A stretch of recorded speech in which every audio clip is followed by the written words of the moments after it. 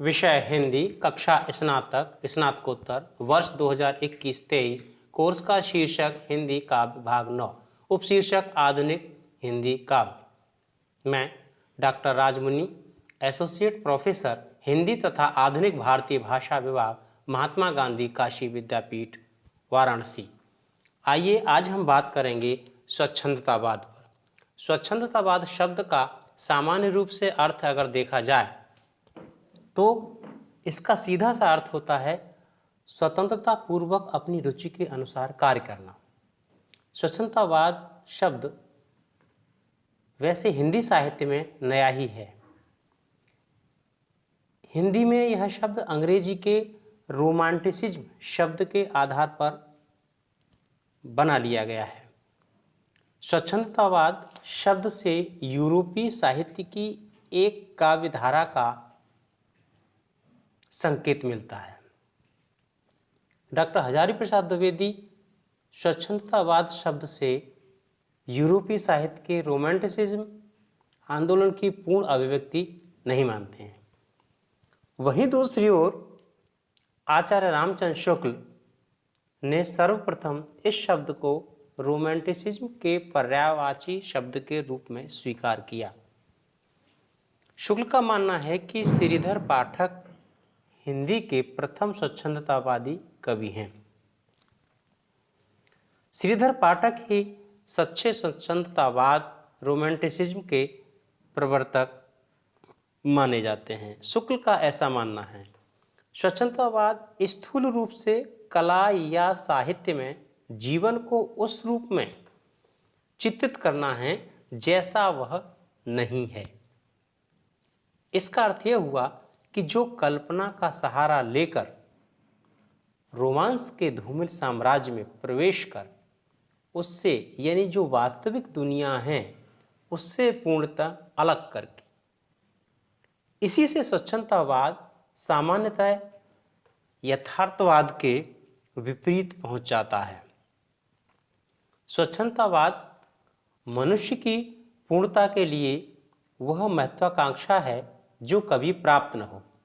इससे यह ध्वनित होता है कि स्वच्छंदतावादी साहित्य में साहित्यकार मनुष्य के उन मानसिक और सांसारिक अभावों की कल्पनात्मक पूर्ति करके रख देता है जो उसे प्रकृति, समाज एवं शासन से प्राप्त नहीं करने दिए, किंतु जिनको प्राप्त करने की महत्वाकांक्षा उसके मन में सदैव रही। तो यह भी कह सकते हैं कि यह मनोविज्ञान से भी संबंधित है।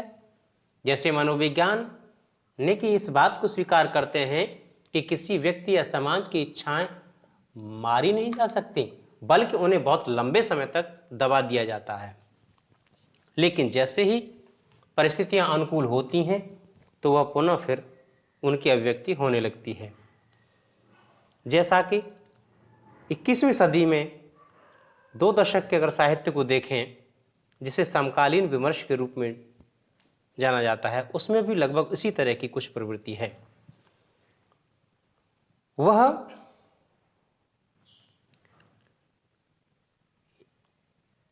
इस प्रकार हम यह कह सकते हैं कि स्वच्छंदतावाद मनुष्य की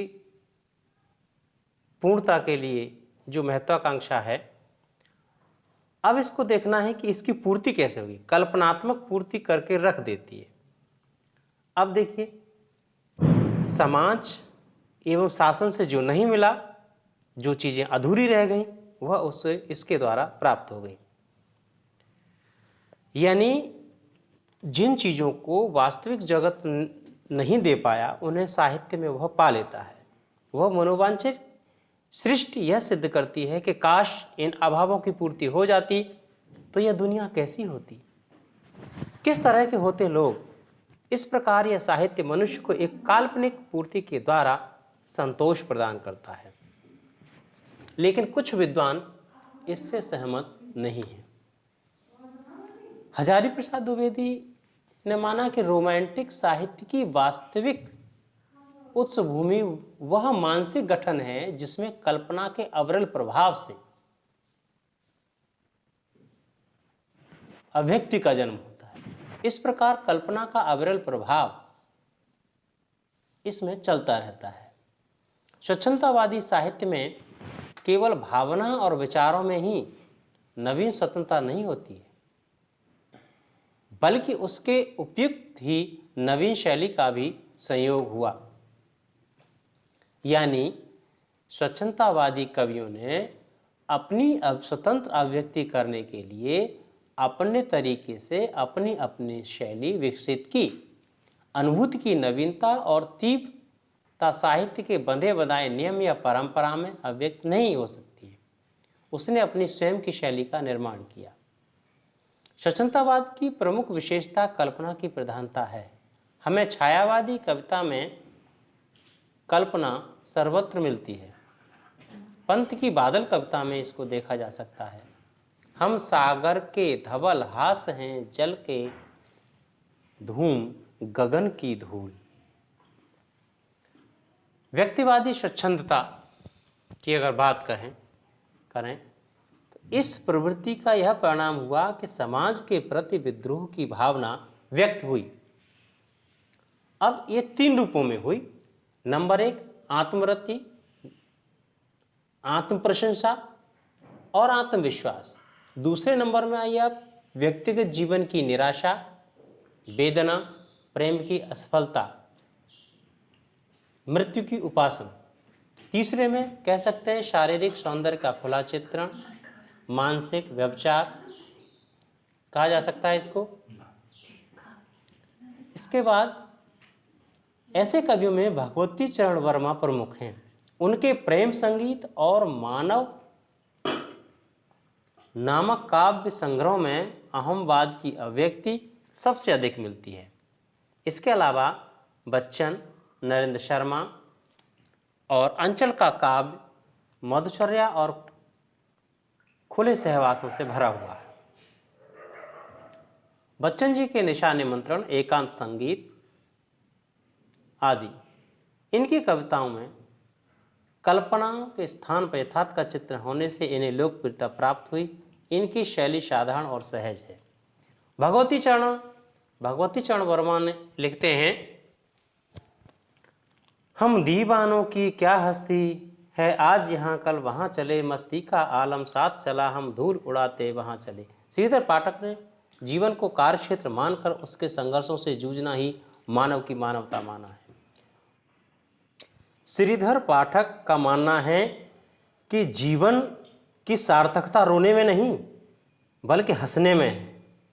उनमें व्यक्तिगत अनुभूति के सच्चे मनोराज्य को परखने की शक्ति थी। वो कहते हैं कि कहो न प्यारे मुझसे, ऐसा झूठा है यह सब संसार, थोड़ा झगड़ा जी का रगड़ा, केवल दुख का हेतु अपार, जगत है सच्चा तनक न कच्चा, समझो बच्चा इसका भेद। प्रेम के समान प्रकृति भी अपने विशुद्ध रूप को श्रृंगारकालीन कविता में खो बैठी थी। लेकिन भारतीय युग में ठाकुर जगमोहन सिंह ने प्रकृति के उपकरण का बहुत शानदार प्रयोग किया है। श्रीधर पाठक ने इस कार्य को आगे बढ़ाया है।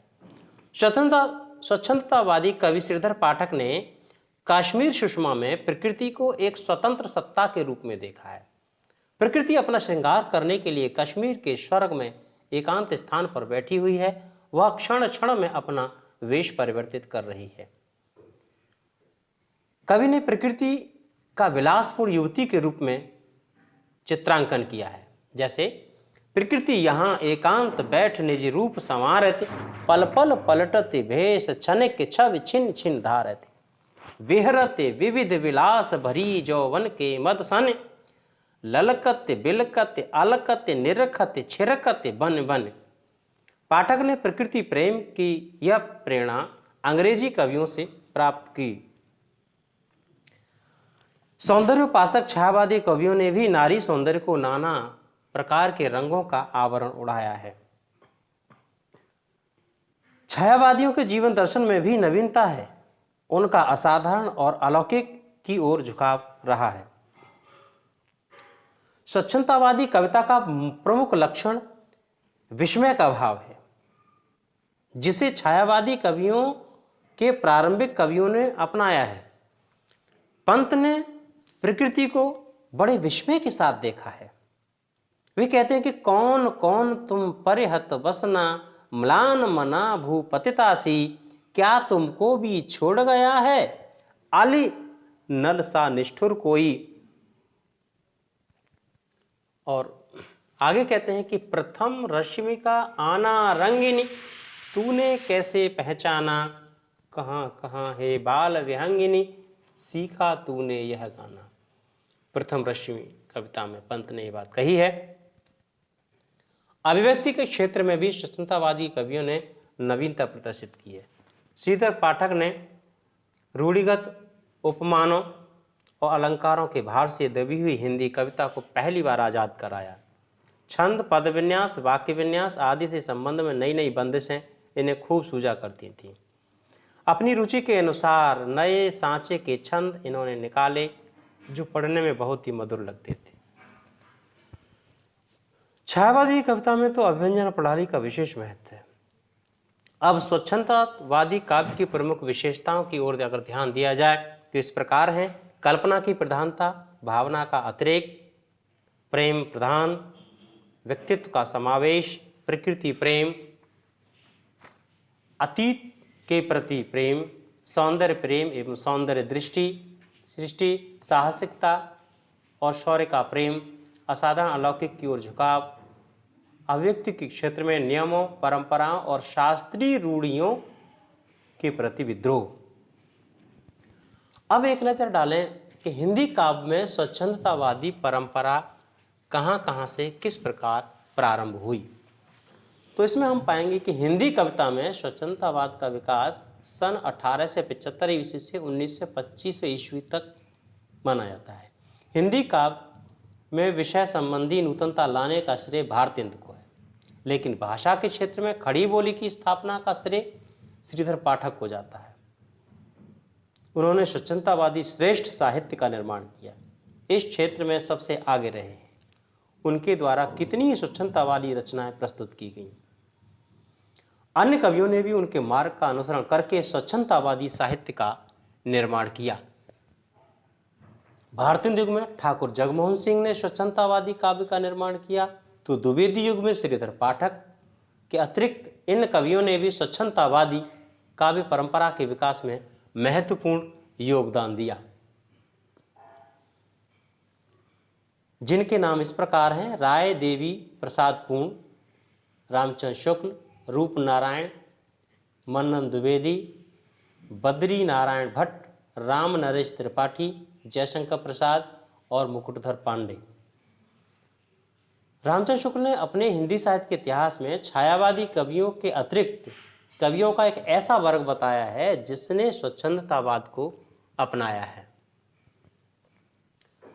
इन कवियों में उन्होंने माखनलाल चतुर्वेदी, सियाराम शरण गुप्त, बालकृष्ण शर्मा नवीन, सुभद्रा कुमारी चौहान, हरिवंश राय बच्चन, रामधारी सिंह दिनकर, गुरु भक्त सिंह और उदय शंकर भट्ट का नाम प्रमुखता से लिया जाता है। शुक्ल का यह मानना है कि इन कवियों की अधिकांशतः रचनाएं छायावाद के अंतर्गत नहीं आती। उन सबकी अपनी अपनी अलग अलग विशेषताएं हैं, इस कारण उनको एक ही वर्ग में नहीं रखा जा सकता। आधुनिक हिंदी कविता का सन 1925 ईस्वी तक का जो विकास काल है वह स्वच्छंदतावाद के अंतर्गत आता है। स्वच्छंदतावाद छायावाद की एक प्रवृत्ति है। छायावाद तो बहुत व्यापक है। छायावाद का विकास स्वच्छंदतावाद की आधार भूमि पर ही हुआ है। यही वजह है कि छायावाद में स्वच्छंदतावादी विशेषताएं देखने को मिलती हैं। अब हम निष्कर्ष रूप से इस बात को कह सकते हैं कि स्वच्छंदतावाद या जिसको रोमांटिसिज्म कहते हैं, इस पर विचार किया जाए प्राय यूरोपीय विद्वानों द्वारा ही किया गया है। यानी हम इसको ऐसे समझ लें कि स्वच्छंदतावाद या रोमांटिसिज्म की जो प्रवृत्ति थी वो यूरोपीय साहित्य में बहुत अधिक मात्रा में मिलती थी। हिंदी में कुछ ही विद्वानों ने इसके संबंध में चर्चा की या इस पर विचार किया। यानी स्वच्छंदतावाद की जो वास्तव में जो परंपरा की जो पृष्ठभूमि है, जो मूलाधार है, वो यूरोपीय है। अब धीरे धीरे समय के साथ लोग इधर से उधर आते जाते हैं अपनी आवश्यकताओं पूर्ति करने के लिए, क्योंकि विश्व में कोई भी देश अकेला उन्नति नहीं कर सकता है। इसलिए आवागमन एवं संचार के साधन बढ़ने से एक जगह के साहित्य की प्रवृत्तियां धीरे धीरे करके दूसरी जगह के साहित्य में भी प्रवेश कर जाती हैं। हिंदी में काव्य और उपन्यास दोनों क्षेत्रों में हमें स्वच्छंदतावादी प्रवृत्तियां दिखाई देती हैं। यानी केवल अकेली कविता में ही नहीं है, बल्कि उपन्यासों में भी इस प्रकार की प्रवृत्ति देखने को मिलती है। स्वच्छंदतावाद के विषय में बहुत सारे विद्वानों का यह भी मानना है कि इसमें केवल कल्पना पर आधारित अवधारणा होती है, जिसकी अभिव्यक्ति कवि या साहित्यकार करता है। यह यथार्थ से बहुत दूर चली जाती है, जहाँ इसका कोई संबंध नहीं होता है। लेकिन यह बात हमेशा याद रखनी चाहिए कि व्यक्ति अपने भीतर छिपे अनेक मनोभावों को अभिव्यक्त करता है। यहाँ एक स्वच्छंदतावाद फ्रायड ने भी स्वीकार किया था। उन्होंने भी यह बात कही थी। फ्रायड ने कहा था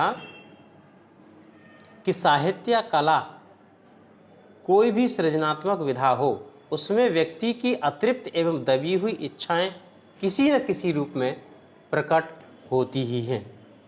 स्वच्छंदतावादी साहित्य में व्यक्ति स्वतंत्र रूप से अपनी भावनाओं को व्यक्त करता है। सामाजिक उपयोगिता की दृष्टि से इसे बहुत हल्के स्तर का साहित्य माना जा सकता है। वास्तविकता यह है कि समाज में जिस प्रकार अच्छाई एवं बुराई साथ साथ जुड़ी होती हैं, उसी प्रकार साहित्य में भी कुछ चीज़ें महत्वपूर्ण होती हैं और कुछ कम महत्वपूर्ण होती हैं। एक पक्ष के आधार पर उसको नकारना नहीं चाहिए। धन्यवाद।